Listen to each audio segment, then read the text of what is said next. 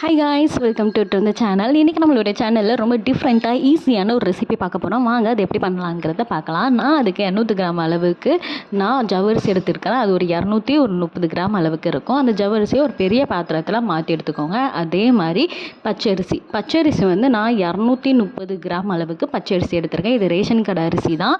அதையும் நம்ம வந்து அந்த பெரிய பாத்திரத்தில் வந்து ஜவ்வரிசி கூடயே இதையும் நம்ம சேர்த்து ஆட் பண்ணிக்கிட வேண்டியதான். இந்த ரெண்டுத்தையுமே நல்லா மிக்ஸ் பண்ணி விட்டுக்கோங்க. தனித்தனியாக இருக்கக்கூடாது. ரெண்டுமே நல்லா மிக்ஸ் பண்ணிவிட்டு அதை வந்து நல்லா தண்ணி ஊற்றி நல்லா வாஷ் பண்ணி எடுத்துக்கோங்க. இன்றைக்கி ரேஷன் கடையில் உள்ள பச்சரிசி தான் எடுத்திருக்கேன். அது கொஞ்சம் தூசி அதிகமாக இருக்கும். அதனால் 2-3 தடவை தண்ணி ஊற்றி நல்லா அலசி எடுத்துக்கிறேன். நீங்கள் வந்து கடையில் வாங்கினீங்க அப்படின்னா ஒரு தடவை நீங்கள் அலசினாலே போதும். நல்லா அலசி விட்டுட்டு ஒரு நாள் நைட்டு ஃபுல்லாக நல்லா ஊற விட்டுக்கோங்க. ஜவ்வரிசியை ஃபஸ்ட் எடுத்து செக் பண்ணி பாருங்கள். ஜவ்வரிசி வந்து கையில் நம்ம அமுக்கமிச்சில் உடையணும். உடஞ்சிச்சு அப்படின்னா நம்மளுடைய ஜவ்வரிசி வந்து நல்லா ஊறிடுச்சுன்னு அர்த்தம். எப்போ நான் இதை பண்ண ஆரம்பித்தாலும் மழை பெஞ்சிரும். அது வரைக்கும் எனக்கு நல்லா புழுங்கிக்கிட்டு நல்லா வெக்கையாக இருந்தது. வெயில் பயங்கரமாக அடிச்சுது. இதை நான் செஞ்சு ஊற வச்சேன். நேற்று நைட்டு ஊற வச்சேன். இன்றைக்கி நைட்டு என்னென்னா மழை பெய்ய ஆரம்பிச்சிட்டு எல்லாம் என் தலையிழுத்து. அப்புறம் என்ன, அதை எடுத்து அப்படியே நான் கிரைண்டரில் போட்டு நல்லா அரைச்சிக்கிட வேண்டியதான். கொஞ்சம் கொஞ்சமாக தண்ணி தெளித்து நல்லா அரைச்சிக்கோங்க. மேலே கிரைண்டருக்கு மேலே டைட் போட்டு நல்லா மையாக அரைக்கணும். இது வந்து ரொம்ப சிம்பிளான ரெசிபி. யாருனாலும் டக்குன்னு செஞ்சிடலாம். ரொம்பவே ஈஸியாக ரொம்ப டேஸ்டியாக இருக்கும். உங்களுக்கு ஸ்நாக்ஸ் இல்லாதப்போ கூட இதை நீங்கள் ட்ரை பண்ணலாம். அவ்வளோ சூப்பராக இருக்கும். நான் ஒரு பக்கம் அதை நல்லா அரைஞ்சிக்கிட்டே இருக்க நான் வெளியில் அந்த மலையை ரசிச்சுட்டு இருந்தேன். இப்போ வந்து அது ஓரளவுக்கு குறைன்னு அரைஞ்சிட்டு, இதுக்கு முன்னாடி கொஞ்சம் பேக்ரவுண்டில் சவுண்டு உங்களை டிஸ்டர்ப் பண்ணியிருக்கோம், சாரி. அதுக்கப்புறம் இது வந்து நல்ல ஓரளவுக்கு நல்லா மையாக அரைஞ்சிச்சு. இன்னும் கொஞ்சம் நல்லா மையாக அரையணும். அரைஞ்சதான். தண்ணி ரொம்ப ஊற்றிடாதீங்க. தண்ணி வந்து தெளித்து விடுங்க.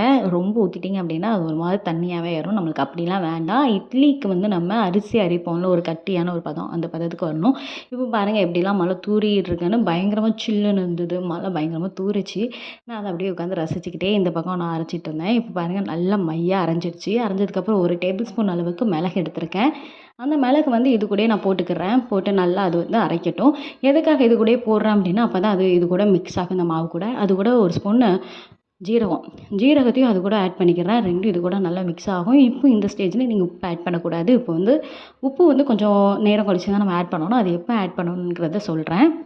நம்ம ஆட் பண்ண மிளகும் ஜீரகமும் இந்த மாவு கூட நல்லா மிக்ஸ் ஆகி அந்த ஃப்ளேவரும் நம்மளுக்கு கிடச்சிருச்சு. இந்த மாவுக்குள்ளேயே அந்த ஃப்ளேவர் கிடச்சிச்சு. பாருங்கள் எப்படி இருக்குன்னு. இப்போ அந்த மிளகும் ஜீரகமும் நல்லா இது கூட சேர்ந்து அரைஞ்சிடுச்சு. இப்போ கிரைண்டர் ஆஃப் பண்ணிவிட்டு மாவை வந்து இன்னொரு பாத்திரத்துக்கு நம்ம வந்து மாற்றி எடுத்துக்கலாம்.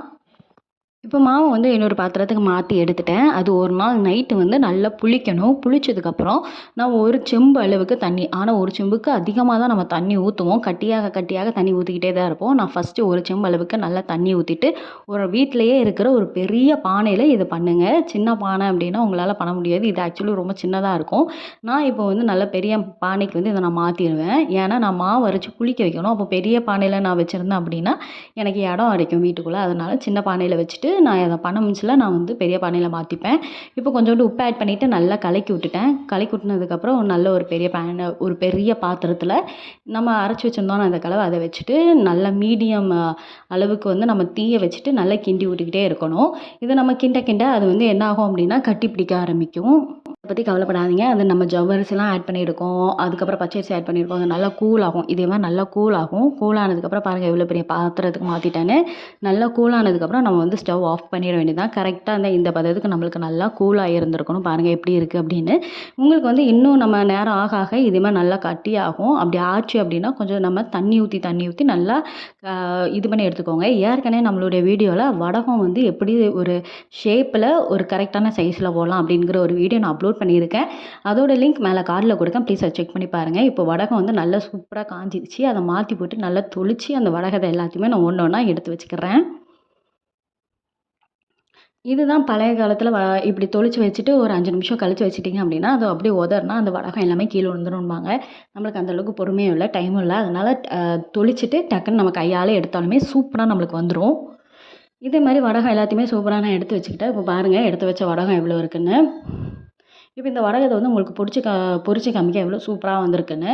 இதுக்கு வந்து நம்ம மிளகு ஆட் பண்ணியிருக்கோம். மிளகு, ஜீரகம், உப்பு, அந்த ஃப்ளேவர் வந்து ரொம்பவே நல்லாயிருக்கும். இதில் உங்களுக்கு கொஞ்சம் காரமும் வேணும் அப்படின்னா வத்தலை வந்து ஒரு 2-3 வத்தலை மிக்ஸியில் போட்டு நல்ல ஒரு வத்தலை வந்து நல்லா குறைன்னு அரைச்சி அதை கூட ஆட் பண்ணி கிண்டி நீங்கள் ஊற்றிட்டிங்கன்னா கரெக்டாக இருக்கும். அவ்வளவுதான். நீங்களும் இதை ட்ரை பண்ணி பாருங்கள். வயலஸ் வை நாட்டியமரும் ட்ரை பண்ணிவிட்டு எப்படி இருந்துங்கிறத